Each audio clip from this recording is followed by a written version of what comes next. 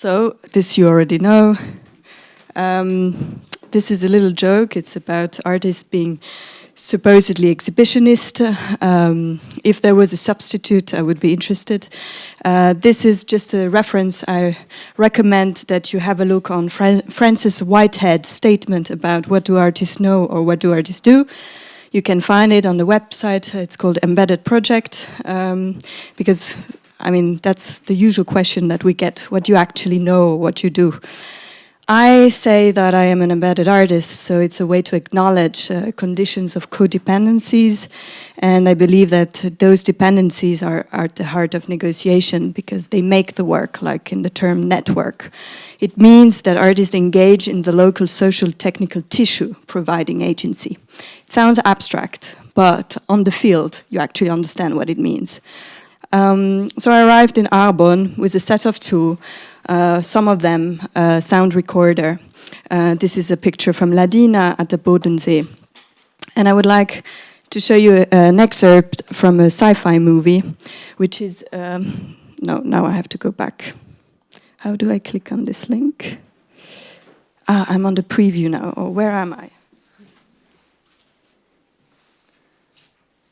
Yes. Good. Oh, fine. Wow. Sci-fi movies are superb because, and there is sound. You don't hear the sound? You're supposed to hear a rhythm. It's like, it's the aliens trying to communicate, and the scientist is trying to capture, to get in contact with the alien. Why I'm telling this story, and probably we won't hear the sound, unfortunately. It's worked before, of course.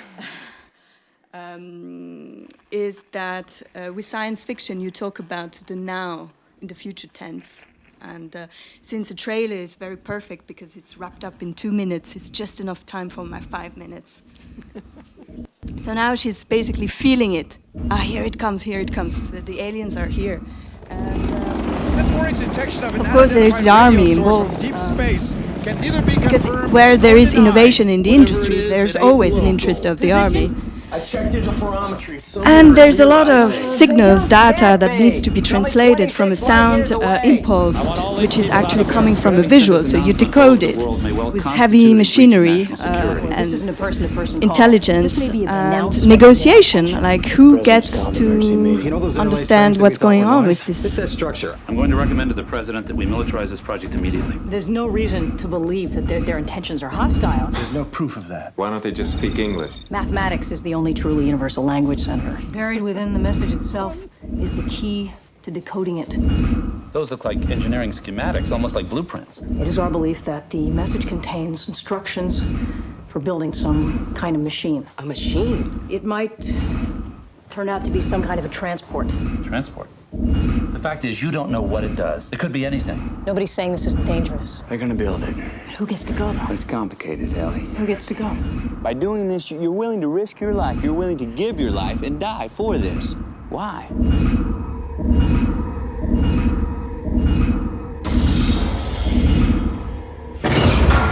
So she's doing the journey. And it's impossible to tell what she's been through in this journey. So what you see in the movie is basically the responsibility of humans, and it may result into identity trouble, dysphoria, loss of control, disturbances in the space and time continuum.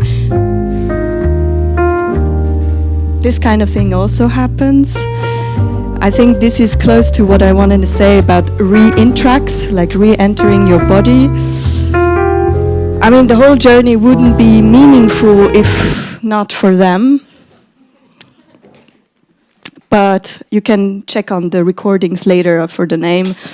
The reference of the film came from a series of very interesting lecture series about print from a socio-technical point of view.